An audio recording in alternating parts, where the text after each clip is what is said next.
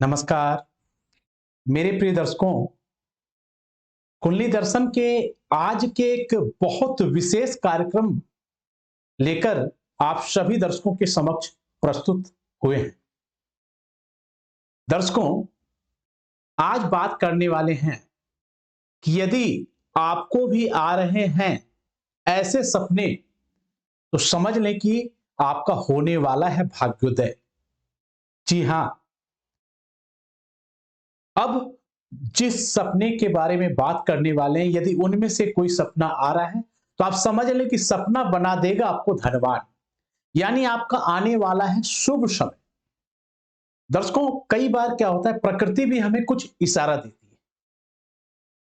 सपने जरूरी नहीं कि हर सपने पूरे होते हैं, लेकिन इतना जरूर है कि हर सपने का कुछ ना कुछ कारण अवश्य होता है,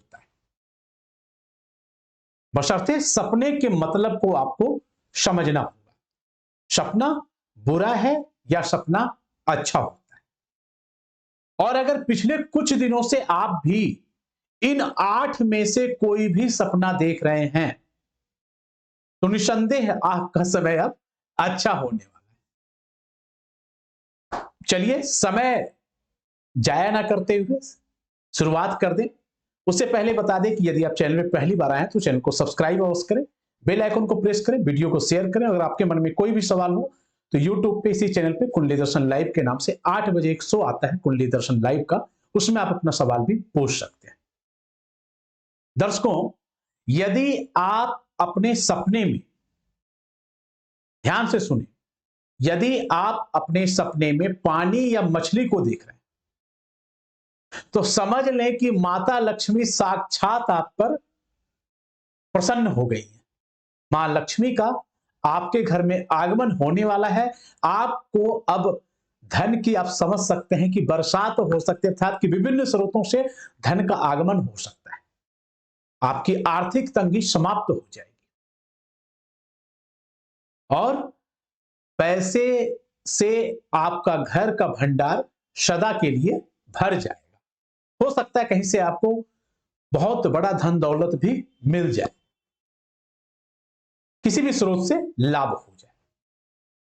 अब अगर आप सपने में, अब दूसरे सपने की बात करते हैं, यदि आपने सपने में अपने गुरु या टीचर को देखा, अक्सर मैंने बताया गुरु का शाब्दिक अर्थ ऋग्वेद में उसको संधि विच्छेद करके अगर बताएंगे तो जो अंधकार से प्रकाश की ओर लाए वही गुरु होता है। इसका मतलब है कि आप जिंदगी में सफल होने वाले हैं। या तो कोई परीक्षा का परिणाम आपके पक्ष में आ सकता है, कोई इंटरव्यू अगर दिया है आपने तो सेलेक्ट हो सकते हैं, कोई बहुत बड़ा सौदा मिल सकता है, या फिर आपकी शादी पक्की हो सकती है।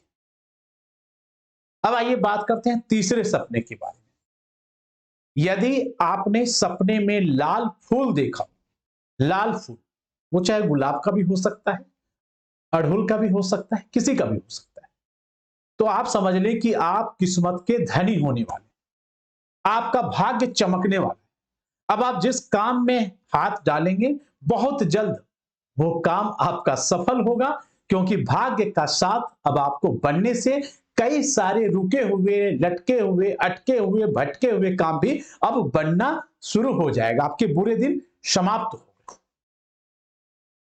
अब आइए बात करते हैं अगले सपने के बारे में। अगर सपने में आपने सुंदर लड़की को देखा तो आपके मन में सुंदर लड़की, इसका मतलब तो आप कुछ, लेकिन नहीं, सुंदर स्त्री कन्या को देखना, कन्या भी, कन्या को हमारे शास्त्रों में मां का रूप, देवी का रूप, और कई बार तो आपने सुना भी होगा कि स्त्री को माता लक्ष्मी का रूप माना जाता है। तो समझ लें कि माता लक्ष्मी आपसे भी प्रसन्न होने वाली है और आपको धन की प्राप्ति होने वाली है, यदि आपने अपने सपने में किसी सुंदर स्त्री को, सुंदर लड़की को देख लिया तो। अब आप मान लें कि अगर आपने सपने में परीक्षा देते हुए अपने आप को देख लिया कि आप इंटरव्यू दे रहे हैं, इसका मतलब आप जिंदगी का कोई बहुत बड़ी इम्तिहान ही सिर्फ पास नहीं करेंगे, कोई बहुत बड़ी तरक्की आपको मिलने वाली। बहुत जल्द आप सफलता के द्वार को छू पाएंगे। अब अगले सपने की बात करते हैं। मान लें आपने पिछले कुछ दिनों से सपने में झरने को देखा। झरना जो पानी, जान रहे हैं ना?